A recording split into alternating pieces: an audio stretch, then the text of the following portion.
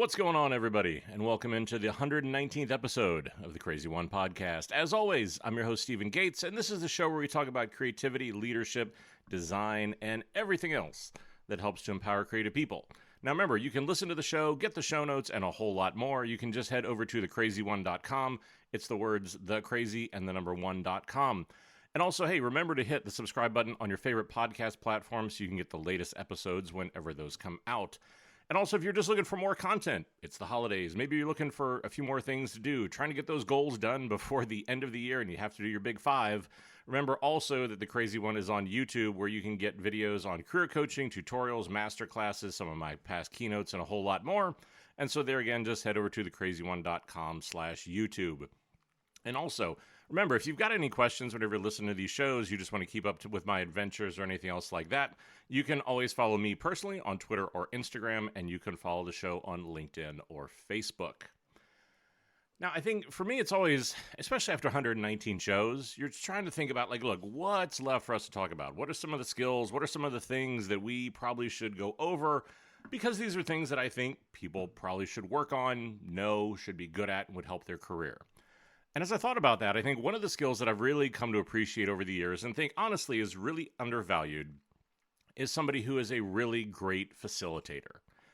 It's critical to so much of what we do, right? Just because as creatives in meetings and workshops and brainstorms and interviews, this ability to be able to have a conversation, to get ideas out of people, to get the best ideas and to work with them is so incredibly important. Yet I found it's just one more of those things that companies just don't teach. And as a result, not enough people really know how to do it. And especially this one in particular, I think that too many people think you have to be like some crazy extrovert or possess some sort of special social skills to be a good facilitator. And the reality is here again, that just isn't true.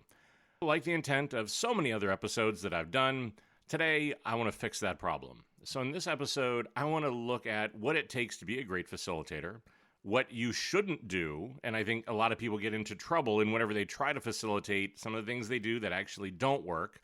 Take a look at some of the actions and behaviors that you're going to need, and then I'll actually go through and share sort of my rough facilitation playbook for creating the best meetings and workshops you can.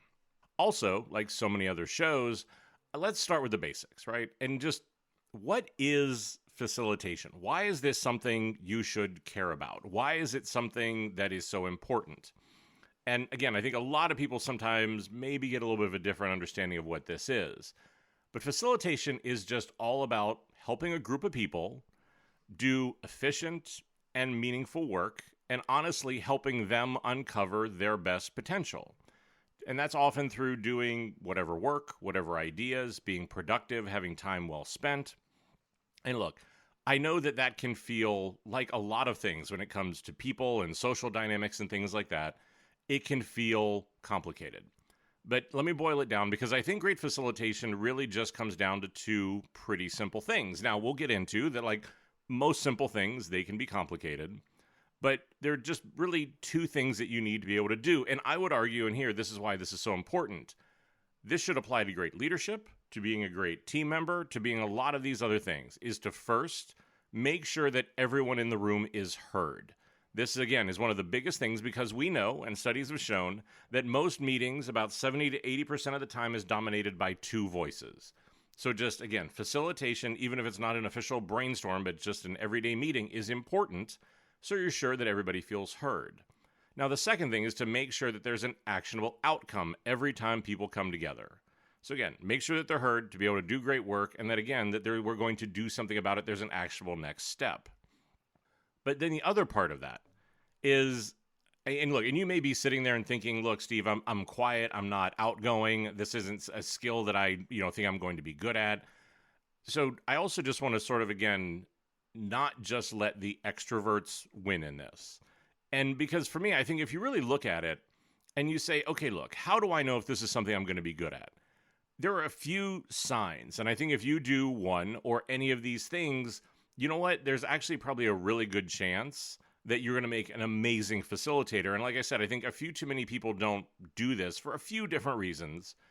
But here are some of the things I think if you sort of identify with anything on this list, just hear me out through the rest of this episode and to be able to think about maybe this might be for you.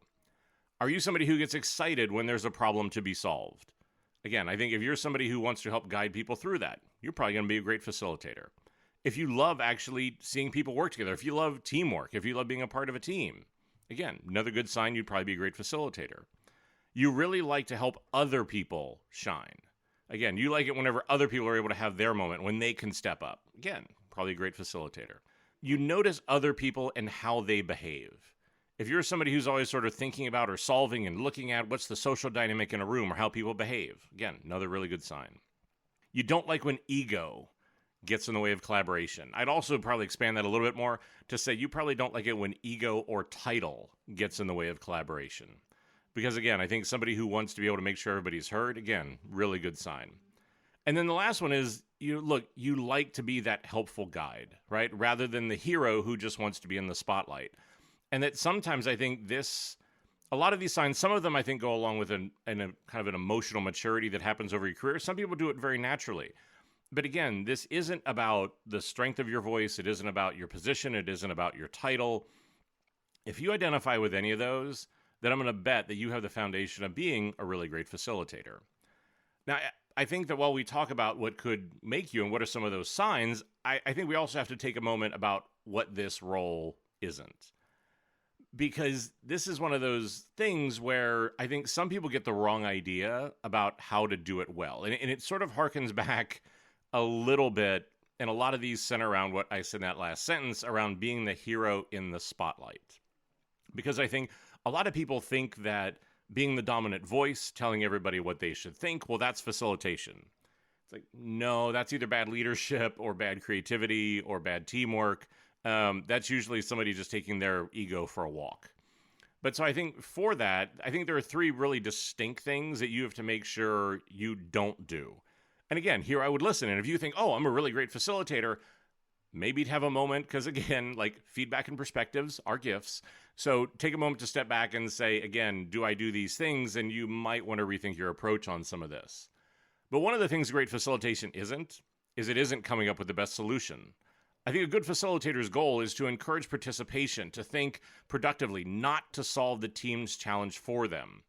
Yes, you can contribute. Yes, you can nudge, stir, agitate, do all those things. But this is not just sort of you going through the motions to get to the idea you want, right? The goal is to focus on guiding the team, not trying to be the person in the room who is the best, the brightest, the most innovative ideas. And again, I think a lot of people sort of view this as a stage for them to be able to get up there and perform. And again, as we've seen time after time, as we talked about in show after show, that dynamic kills creativity. And I think the other part of this that sort of goes hand in hand with that is that really great facilitation isn't necessarily even needing to be a subject matter expert. You don't need to be an expert in every industry or every topic or everything that you're doing to facilitate a good workshop. I think once you make that mindset shift from being the hero into being the guide, you start to really realize that your role as a facilitator is not to solve the team's challenges. You definitely need to be, you need subject matter experts in the room. Because if you don't, then again, then you're going to run into trouble there. But again, that doesn't mean you need to take on that role. The expertise should come from the group, not necessarily the facilitator. And I think as a facilitator, you need to know how group dynamics work, the best decision-making tools, how to steer the group to get into the best results. And that's about all the stuff we're about to talk about. But this is why, for me, and I've even said this in the past, I can give somebody my decks to train you on presentation skills or design thinking or leadership maturity or team maturity or any one of these subjects, right? The magic is not in the content. The magic is in how you facilitate that conversation. How do you know when do you lean in to be able to press a little bit more? How do you be able to, again, take a look or a glance or a word or a thought or a body language and sort of turn that into a really deep and meaningful conversation around, well, there's something else that's going on there. In that case, it's much more about the facilitation and, again, how to be able to do that than just sort of saying, oh, well, it's just the content. And we mentioned this before, but I want to mention again that this also, to be a great facilitator, it isn't needing to be an extrovert, right? And look, I think this myth is engraved deep in the minds of so many people because it's one of the things that seems to make sense. You'll be speaking in front of large groups of people. So shouldn't you be an extrovert? Shouldn't you be charismatic? When look, in my experience, I think if you rely purely on that sort of outgoing ego and personality, in many cases, what that often means is I don't think those people make good facilitators, because what you see is that they tend to just wing it. And whenever they just wing it and they sort of rely on that cult of personality, most of the time they actually don't get good results. Some of the best facilitators actually I know are introverts. And this hasn't stopped them from facilitating successful workshops or leading successful teams at some of the world's biggest companies. It really is just coming down to, can you confidently guide a group? And do you have the toolbox of exercises? Do you know sort of some of the facilitation fundamentals, and do you know how to implement them? That's what it really comes down to. And that's why I said, I think actually this is one of those, again, myths that I think we've all bought into, that I would even argue, I think in many cases, extroverts do make bad facilitators because, like I said, they just rely on that cult of personality way too much. We've looked at sort of both sides of the coin there about if you don't think this is for you, maybe rethink that. And if you think you're amazing at it, maybe take a step back and get a little bit of perspective and make sure that you're actually doing it the right way. With those sort of two boundaries in place and those two guardrails, like, let's take a minute and really look at what this approach should be. And I think that these are the things that, for me, whenever I think about the best facilitators, honestly, and again, I would even argue that I think these are the things that really make the best leaders and make the best teammates. These are the things that you need to keep in your mind whenever you're in a meeting, whenever you're leading a team and doing these sort of things, because I think these are going to be the actions and behaviors that you really need. Now, the first one, and we touched on it a little bit, is you need an unbiased perspective. Because for me, there's nothing worse than a biased facilitator, because what they're doing is they're trying to drive a discussion to a pre-planned and candidly probably obvious to everybody conclusion. Because, again, they want to be the hero. They want to be the ego. They want to make it about them, not about the work, not about the team, and ultimately not about their customer, their member, or whoever it is that's actually consuming the work. It's all about them. Because for me, a good facilitator helps the team have great ideas, but I think it also really, you have to work really hard to stay open to the possibilities, to keep them, and honestly yourself, open-minded, not running to the first idea, not running to an outcome. To be able to say, hey, look, that if we want to do something innovative, we need to see where this road goes. We don't want to sort of narrow in on a solution too quickly. And so I think, again, just that ability to be unbiased oftentimes is an act of will. Because even for all of us, it's a part of our natural brain chemistry to want to run to a solution. But again, to be aware of it, and then to be able to see that in play with a group of people, and then how do you keep them open to the possibility? This, for me, is why using different things that we've talked about in the past and we'll hit on here, my rules for brainstorming or design thinking methodology or just something like that, I think becomes really important, because you need some structure in this.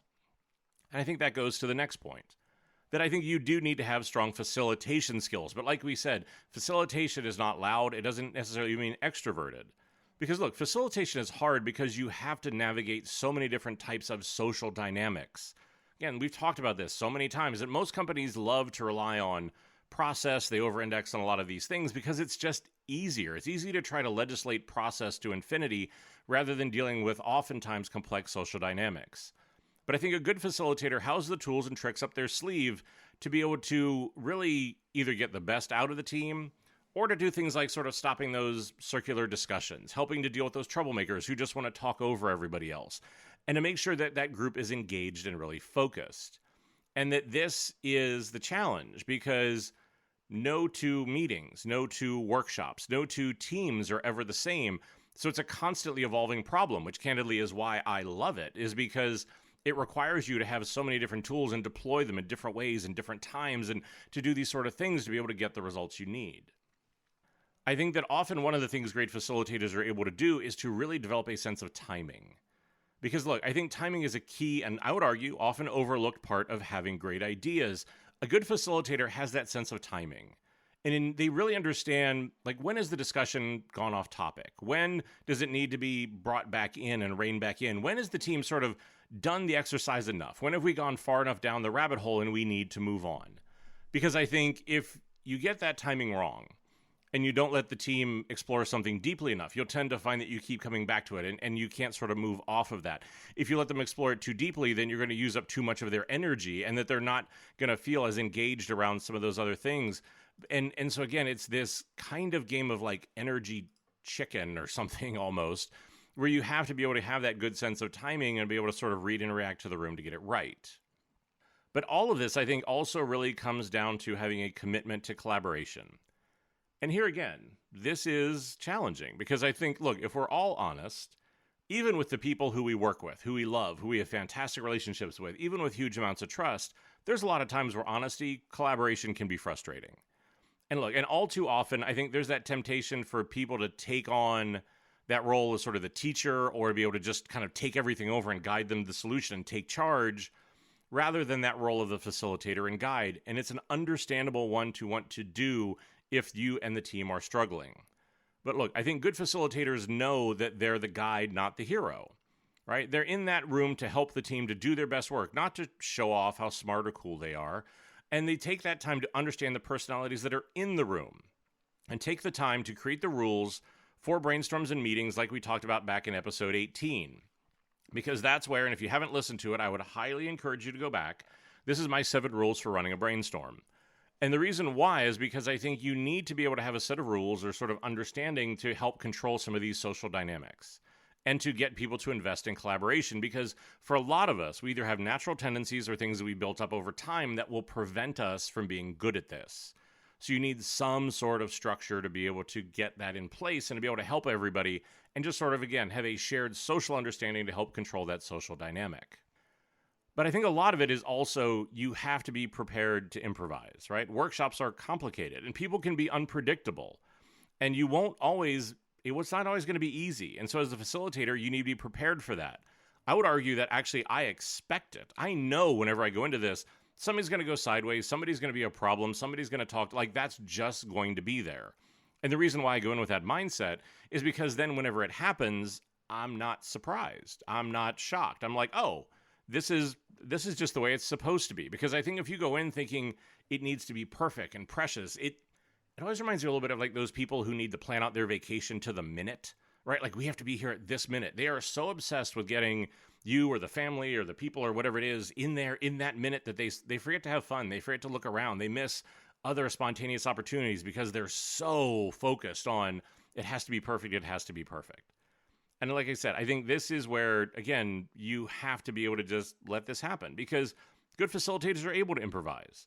And I think they really master that art of facilitation.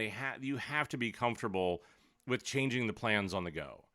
And sometimes this is a case where you will see sometimes the facilitator struggle because if you have imposter syndrome, if this is your first time doing it, if you're a little bit insecure about your leadership or things like that, right? Like that insecurity monster can jump up and take the wheel, and all of a sudden you start like, you need to talk first. You need to, a lot of energy, bad jokes. Like there's a lot of that thing where all of a sudden it almost becomes uncomfortable and almost derailing to do that.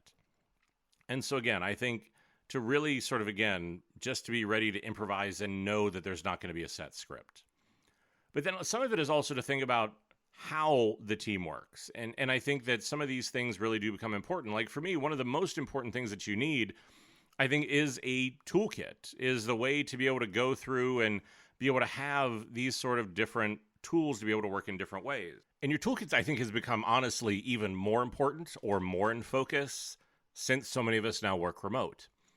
Because look, I think that in many cases, the old dynamic would often be that traditionally the facilitator would be the one sort of in charge of documenting the findings, writing on the whiteboard, sort of being in that role. I would argue even again, traditionally, I'm not sure that ever really worked.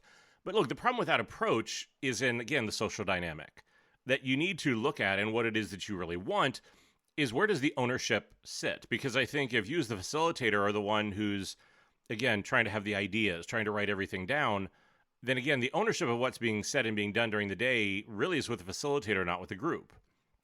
And because I think what happens that you'll watch if you just sit and spectate on one of these meetings for somebody who does that, it's a huge problem because what you'll see is over the course of the meeting, the workshop, whatever it is, you'll actually watch the participation, the commitment, and those sort of things actually go down because people start to lean more and more heavily on the facilitator to just like, I know if I don't say anything, the facilitator will, or they'll write something down, or they're. And so again, I think that one, just that energy management is bad. I think you increase the odds of that sort of misinterpretation or things sort of going awry. So again, I'm a huge believer in really looking at interactive tools. Because, again, I think that it really is, whether it's Mural or Miro or whatever your favorite sort of online whiteboarding tool is, you want to do it in a way where everyone can participate. Everyone can take their own notes, whether they're in person or remote. I even like to use those tools when we're all in person, because then they're sort of a digital artifact. And also, if people are remote, we all are sort of working on one surface. So again, that sort of community and communal tools, I think, becomes really important. Because it goes into the other thing that I think you need to think about and remember, which is that a team's energy, a person's energy, is a finite resource. Because look, energy is a critical component of that facilitation. It directly influences the outcome of the work. Now, the key here is to treat energy like that delicate, finite resource that it is, and you have to do that in a number of different ways. It can be things like not trying to jam-pack the workshops with the most activities possible, plan every single minute, like it's just on all the time. Now, look, and I think for some people this might sound a little counterintuitive, but like you might think that cramming in as much possible, really, it shows your value, it shows how good you are, and be able to do things like that. But the reality is the only thing that it's going to do is leave the group drained and depleted by the end of the day. And I think it's a real trick. And I think it's one of the things where you can start to tell when you're getting really good at facilitation is whenever you get good at this energy management, then you'll see that the team can start with just as much energy and then end the day with just that same amount, or maybe even a little bit more, because they feel inspired by the work that's being done. They feel engaged in a lot of those sort of things. And again, it's a bit of an art to be able to do that. But here's the rule of thumb that I always follow, right? Don't ever plan in person, but again, Zoom can even be more taxing, more than 3 to 4 hours of focused activities in a day. Even if you block out an entire day, never have a brainstorm be more than 3 to 4 hours. And that's about how long the average person can keep focused and cognitively challenged on tasks and delivering their A game. The reality is if you go anywhere past 3 to 4 hours, you're just dealing with fractional energy and people's, again, not their full attention. You have to really pay attention to the energy management. But then the last thing I think here is that you also don't really want to fall prey to what I would describe as an information imbalance. And that happens whenever basically one person, one group, one party knows more information than the others. And what they do is they don't communicate that to everybody. I think in the workshop setting, you see this a lot of times because it manifests in ways like people, it could be you. Maybe you don't necessarily explain the exercise clearly enough. And so that it's something that is obvious to you. It's a way of working that may be obvious to you. But again, I think that in many cases, and you might not even be aware that you're doing it, you're leaving out pieces of information. You're not bringing other people along. The information imbalance actually becomes really difficult. Now, I think in many cases, you'll start to see this with people who will either come from higher maturity teams, come from other settings, and they don't take the time to really assess and accept what is the maturity level and the level of energy for the group that they're actually with. I think this could, manifest in other ways. Around it could be where people in the workshop maybe use information as power to make themselves feel more important. Well, it's obvious that maybe they're a subject matter expert. It's obvious that maybe they have a piece of data or something like that. But what they're doing is you can see that they are clearly and willfully holding on to it to try to have that sort of intellectual superiority over everybody else. Well, again, that's an information imbalance. Here again, we need to keep everybody on the same playing field. So whenever that happens, again, you need to ask the person to explain it, to go into depth, to not assume. But I think looking out for these information imbalances, both in yourself and in the team, I think are the last sort of action or skill you really need. Now, to go along with this, I think you also really need to be able to have sort of a robust toolkit. And this could be of different exercises, different icebreakers, different things like that. Because the reality is that whenever it comes to decision-making or problem-solving or ideation, a lot of people want to work in a lot of different ways. So you need some sort of a framework to work through. And the thing that I've learned is that the more of these exercises you learn, the more flexible you are, the easier it is for you to improv, the better the workshops and the meetings become. Just because you can start to spot when somebody's getting stuck and, hey, you have something in your playbook, you have an exercise, you have a way of working, you have a way of treating that social dynamic, that, again, you can put into play. Now, the importance here is that also, especially with this, we have to recognize that a lot of this experience, a lot of this sort of information is going to come through actually doing it, actually facilitating. And we all start out, and most of us are terrible at it, but you have to start somewhere. And so I think even looking through to be able to get some of these plays or to start with some of these things that are a little bit more predefined and then work out from there to be able to get to the bigger meetings, the tougher subjects, the places where you're being asked to work without a net, I think that's often a really good way to be able to approach this. There's a bunch of these that I like. And so instead of trying to go through them all or describe them here or do those sort of things, I'm actually going to put these in the show notes. So again, like I said at the top of the show, you can just go to thecrazy1.com, go to episodes, go to episode 119, probably scroll about, half or two-thirds of the way down into the notes, and you'll see this list. And this is everything from some resources that I've referred to in the past, like the Atlassian Team Playbook, things around the Lightning Decision Jam, problem framers, action boards, 10x10 brainstorming, design sprints, all of these things. But I think having these toolkits in this way of working, I think can really go a long way to be able to help sort of what you need to do. So a lot of what we've been talking about has been more mindset, right? Like more directional, more things that you need to be able to do. And my advice here would be whenever you think about these things, sit down and take a bit of an inventory. Look at these and say, hey, look, do I feel like I have a good sense of timing? Am I able to do that? Am I really able to improvise? Like sort of just give yourself a little bit of a scorecard, because then what that allows you to do is start to realize what are the areas that you need to focus on. And many times you do that through, again, you can do it every single day in every single meeting. You can work on these things. You can look at how do you work through a lot of these social dynamics and bring this stuff to play. This doesn't just have to be waiting for big meetings. Actually, I would tell you to do the opposite, right? Practice it every single day in lots of little ways, because as you keep building up and getting better, then you have the confidence and the tools to be really good in those bigger settings. Most of us seem to like, again, we want the stage and the spotlight, so too often we try to run into those big moments, and then many times maybe we're not as prepared as we should be. So the last thing I then want to talk about, and like I said, we've been doing a lot of talking about what to do, but I want to spend a little bit of time talking about actually how to do it. And with this is a little bit of the playbook. Again, I think of whenever I actually will go through and set up any meeting, any workshop, any of these sort of things, these are the things that I want to do. And what I want to do is to sort of try to share some of these more practical things that you can use all the time. And what I want to do is to sort of break it down into 4 parts. Things that I think are good to do before the meeting or the workshop, things that are good whenever it starts, things that are good to do in the middle, and things to do as you're wrapping up and towards the end. Because, again, we're talking about energy management, social dynamics, a lot of these things. I think some of these things will help you be able to get people in the right mind frame, be able to get them in the right level of energy so that you can be as successful as you can. Now, the first one, which I think often goes overlooked, is that I'll sort of sit down and think to myself, look, how do I want people to feel? Whenever they walk into the room, whenever they sit down, what do they experience? What do they see? What do they hear? How do I want them to feel? Do I want them calm? Do I want them energetic? Do I want them hyped up? Do I want them relaxed? And I honestly think about then, okay, once I understand that state of energy that I want them in, then I think about how am I going to set the scene in a way that that room is set up to get that energy. And now, again, I think these are going to be things like the way the room is set up. Is it sort of like long rows of chairs? Is it round tables? Do I have people clustered together? How many people? How far away are they from me, right? Again, I'm starting to think about some of that social engineering, the way I set up the room. Think about the lighting. Again, if I want people energetic, very different lighting than if I want them calm and relaxed. I think about the music, the decorations, or a lot of these sort of things.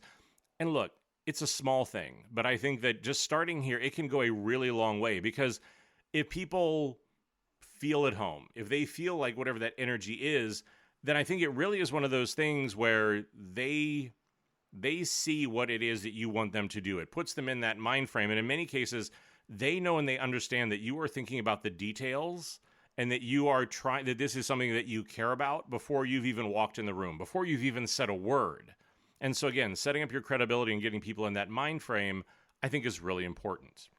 Now let's talk about next. I think the other part of this is getting the right number of people in the meeting or workshop can be a huge factor in its success. Because the reality is, if you invite too many people, you run the risk of losing control over all that facilitation, because there's too many voices and too many groups and there's just too much.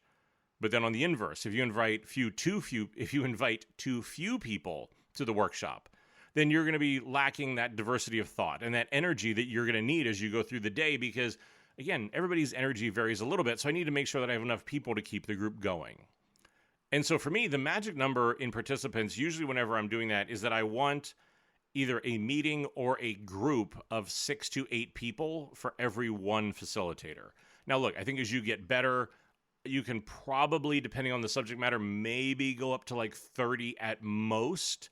But for me, I can't facilitate over more than 30 by myself. And like I said, that's only on very, very specific subjects. But again, I think this is something that people just don't think about. Like not long ago, I had a CEO ask me how they think, what would I do with the approach of having a 300-person brainstorm? And my response was to have 50 individual brainstorms. Because to me, like I need 6-person, 8-person groups, especially because this was a lower maturity company. And so for me, again, I don't want a group of 300 people in a brainstorm is just a disaster, right? Like there's no way, like you're going to have 4 people that talk and everybody's completely checked out. So again, I think you need to get the right number of people in the room. But then I think the other part is you just need to get the right people in the room. Because this is the thing, beyond having the right number, you also have to make sure that you have the right number of people in that 6 to 8-person group. You have to make sure that all the different subject matters are represented so you have those relevant perspectives, you have the right amount of information, and ensure that you actually are able to achieve that outcome that you really need. Now, look, I think the danger here is, and I'm sure you all already thought of it, right? The danger here is that you're going to add people who may not need to be there because of things like their title, right? We're all thinking about executives and those sort of things who, again, may not be the key to that, but for politics, social dynamics, things like that, we're like, oh, look, we need to invite the boss. Look, sometimes this happens. But I think if it does, here again, you are the facilitator and you need to construct things and ways of working to be able to deal with that. So for me, like if this is something that happens, then what you do is you do something like putting a rule in place where everybody has to leave their title at the door so that everyone shows up and they are equals. Everybody from the intern to the CEO, their opinions are all equal. It is then your job to enforce that. Because what you're going to watch is a social dynamic. The person with the title, the person, again, the person who is the leader, people are going to want to listen to them, defer with them, overly agree with them, and you're going to have to call bullshit on it. And it might be uncomfortable. It might be a little bit hard. But again, I think that those sort of things are really critical. So I think those 3 things I think are critical to be able to get your workshop, your meeting right before it starts. Set the scene, the right number of people, and the right people. Now, you've got that sort of figured out. So now we're going to start. And I think whenever it starts, one of the first things for me that becomes really important is, look, you can do a little bit of research on who people are, but I think it's important to get to know who those participants are, right? And again, I think whether you're acting as an external consultant, as you're doing an in-house workshop, all of this really is about focusing on people. Trying to understand who these participants are. What is this group dynamic like? How can you best match the workshop to their knowledge? And again, this is what it is I'm doing, is how many people, I'm just watching. I'm taking it all in. Who are the people who are really prone to speak a lot? Who are the people who are prone not to speak at all? Is there a good balance there? Is it out of balance? What's the energy feel like? Are people really awake? Are they really disengaged? A lot of this really is, again, I'm now starting to set, again, what are the tools that I deploy? What are the different things that I do? How much energy do I have? Am I, again, if they're really quiet, I'm going to be bigger and louder and more engaged. If they're really loud and engaged, I'm maybe going to be a little bit kind of softer because I don't want to get them too amped up and burn them out too soon. But I think one of the best ways to start to get to know this and to watch the group dynamic, and here's the other thing, you can even have the exact same team, depending on the time of day you run it, depending on where you are in a project, their energy level and their dynamic can change. So again, I think this is something you have to do every single time. Don't take it for granted just because you've done it with a team before that you necessarily understand where they're at, because people's mindsets change. This is why I'm a huge believer in icebreakers. Because I think if you run an icebreaker and you do this, it's really something that will help be able to, I think, one, get a sense in this read on the room. It helps to build trust. It can create some energy. And like I said, I think it gives everybody there a chance to be able to get to know each other or just to be able to shake off whatever is going on. So here again, what I'm going to do is I'm going to post some of my favorite icebreakers that I've done in the show notes. So you can go and be able to do those. But like I said, I think in many cases, reset the energy, get to know the team. Icebreakers are a really good idea. Now, past that, and look, I know that not everybody gets excited about agendas or setting expectations, but I think after you do that icebreaker, you really need to be able to kind of set what is the agenda. And I think because what you want to do is you want to share what's the purpose and goal of this meeting, of this workshop, because I need to make sure that everyone's aligned and focused on that we've said it out loud, that we can refer back to it. Because I want everyone to be able to recognize, again, whether or not what they are saying, what they are doing, how they are acting is helping this as we go through the day or through that meeting, because this is about a shared goal, not an individual person. And look, and I think it also gives you, like I said, something that you can refer back to say, hey, remember, we said this is what we need to achieve, or we're doing this part now and we're going to get to that other part later. It really gives you the ability to help create some focus and help with that social dynamic a bit. And then I think the last thing before we get started, and again, I know these aren't always the most fun ways to get started, but look, I think they paid huge dividends. The last thing for me is just go over the logistics and the ground rules. I know it's boring. I know it may not sound great, but it can make a big difference. Because look, I think in many cases, if you don't, people will impose their own logistics and ground rules, which are often going to fight your facilitation. So look, take a moment at the beginning of that workshop and set those ground rules and the logistics. This could be everything from where the bathrooms are, to when are we going to take breaks, to, again, what are the rules of engagements, those 7 rules for brainstorming we talked about back in episode 18. These sort of logistics and ground rules, set these down up front, because if people know when the breaks are, if they know where the bathrooms are, if they know what the social dynamic is, and be of those sort of things, then again, they're going to be much more engaged and not just sort of making up their own rules or thinking about, gee, when are we going to take a break, or doing some of those things. Because what you want to do is then, as we talk about the middle, the heart of what it is you're doing, really, as a facilitator, what your job most of the time is you're really the protectors of that, what I'll describe as like a participation democracy. Because what you have to do is you have to make sure that each participant feels comfortable contributing. We talked about this in the beginning, right? And this doesn't always happen, because you're going to have people with all kinds of communication styles, some that are louder, some that tend to drown out everybody else. What you have to do is, again, when we talked about, as you're looking at getting to know the participants, looking at that social dynamic, depending on what that mix is, depends on how do you create that participation democracy. If I have everybody who is doing really well, they're sort of socially balanced, then we can probably all brainstorm as a group, because they're going to be conscious about giving each other turns.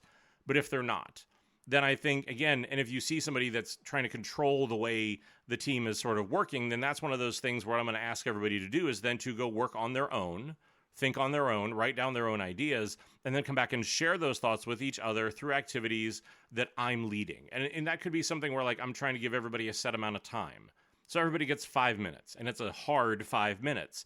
But that way I'm sure that everybody has that space. And whenever the person is talking, just let them talk. Right? Do 5 minutes to let them talk about what their ideas, and then 5 minutes for feedback. Again, I need to make sure that there's a participation democracy. And again, you can use the exercise and the structure to achieve that. Don't think that it's just going to happen naturally, because it almost never does. But this is the thing, is that you have to put everybody on equal footing and give them an equal voice. And this is why facilitation, I think, even in the most ordinary meeting, is so important. Because, again, if people don't feel heard and they don't participate, they tend to check out. But, again, this is the thing that you have to do, is to make sure that you're looking at that social dynamic and creating that participation democracy, because that is the biggest thing to be able to get to really great ideas and great work. Now, whenever you've done that, so we talked about the sort of that before, start, and middle, you've gotten through that, and you want to sort of be able to start to wrap it up. Now, here again, I think that there's a few really good things, because I think most of the time, this is where these meetings completely fall apart, because we aren't thinking through what comes next. I think one of the big things as we talk about energy management is to think about, how are you going to finish on a high? You started on that high with an icebreaker. You went through a lot of work. People have been giving a lot of things. You want to make sure that you end on that high, because this is the last thing people are going to remember. Right? You want them the next time that they meet with you, the next time you're the facilitator, they want to come in. It's like, oh man, this is going to be fun. This is going to be great. I want to bring my A game. This is something that's going to be really good. That's the way I want them to show up, not, oh crap, here's another useless meeting. I just have to survive this for 2 hours so I can get back to doing what really matters. So again, this could be all sorts of things. It could be a recap to everything you've accomplished. It could be something fun, like a team building exercise. It could be sort of an icebreaker in reverse of sort of like a team building sort of exercise. It could be doing fun recaps or storytelling or, improv. A lot of these sort of things of playing back what happened in that meeting.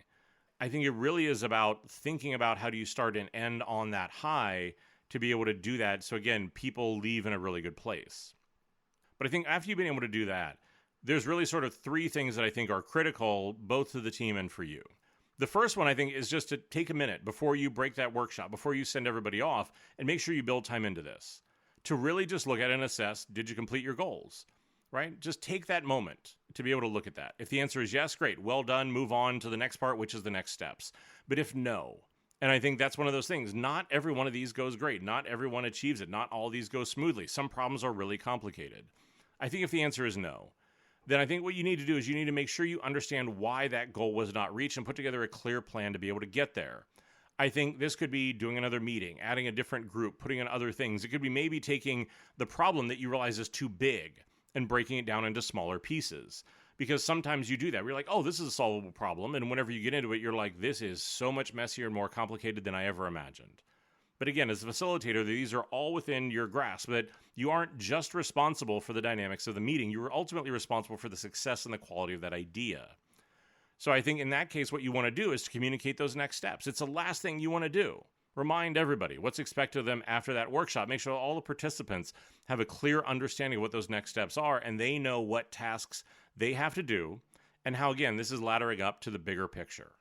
Now, the last thing that I like to do throughout this process, and look, I think in many cases this is a process. Meetings, workshops, things like this string together into ideas, products, projects, things like that, is for me is always sort of trying to ask and solicit that feedback. I think you can try to ask for feedback on the workshop, right? Like do that before that particular workshop or meeting ended. I think you can try to ask for feedback on the entire process. So whenever there are a few of those, whenever the larger goal has been accomplished, say, hey, I'd like feedback on that. And I think you can also ask for feedback on your facilitation and what people thought worked really well. What did they really like that you did? What were the things that they found really energizing? And then honestly, and again, sometimes this is a little bit difficult, but ask them for what are the things that didn't. What were the things that they found off-putting? What were the places where you stepped on one of their ideas? What were the places where, again, you could have done something better? Because again, all this is for you around the facilitation is it's building that self-awareness. Because like so many other things with creativity, there's not a right answer here. You know, for me, I'm a big pool player. I always love to play pool. Like one of the quotes that I always come back to is I think great facilitators, and I think this is to quote Eddie Felson. If you don't know who that is, look it up. It's a character that Paul Newman played in the movies The Hustler and The Color of Money. He would always describe needing to be a hustler as sort of being somebody who needed to become a student of human moves. I think facilitation is really that same way. I think, look, this is often where like the difference between leadership and manipulation is just intent. I think in this case, right, the ability to be really good at hustling people or the ability to be a really good facilitator probably just comes down to intent. But it is that ability to be able to focus on the social dynamics, to be able to focus on people, to be able to read them and sort of sometimes give them what it is they need, even if they don't know that they need it. Sometimes that can be energy. Sometimes it can be challenging an idea. Sometimes it can be asking them to work in different ways, to show up differently as a teammate. This covers a lot of ground. And facilitation, again, goes into a lot of these things. That's why I think there's so much sort of shared DNA between facilitation and leadership. But this would also be something that I would really encourage everybody who wants to get into leadership to start doing. Because I think that's often one of the biggest things that people struggle with is they say, oh, you know what, look, I think I really enjoy doing these things. I think I would enjoy leading people, but I don't know where to start. I don't know how to get into these things. Everything we've talked about today is a great way to start. And you can do it every single day in every single meeting with your team to be able to start practicing these things. Because these are the skills in so many of these things that make really great teammates, that make really great creatives, that make really great leaders. So, like I said, I think just think about some of these things. Figure out how you can put them into practice. And again, go through that playbook and try some of these things out and do that self-assessment around some of those actions and behaviors and see sort of where you stack up in that. I know we talked about a bunch of things today that I said were in the show notes. So remember, as always, I've got all the show notes and all those things over at thecrazy1.com. Just go to thecrazy1.com. Also, I ask every time, always really appreciate it. If you enjoy this content, it's getting put out there for free. Do me a favor, take a minute, go to your favorite podcast platform and leave a review. And finally, everybody in legal always wants me to remind you that all the views here are just my own. They don't represent any of my current or past employers. These are just my own opinions. And as always, I say it every time because I mean it every time, but I'm always so incredibly appreciative of your time. I know that time is truly the only real luxury any of us have. I was incredibly humbled you want to spend any of it listening to me. Go out, try some of this stuff out. Make the next meeting better. Be able to make the next workshop better. This is often such a big breakdown for so many of us, and the tools are right there for all of us to be able to make it better. So go out, see how it goes, and as always, stay crazy.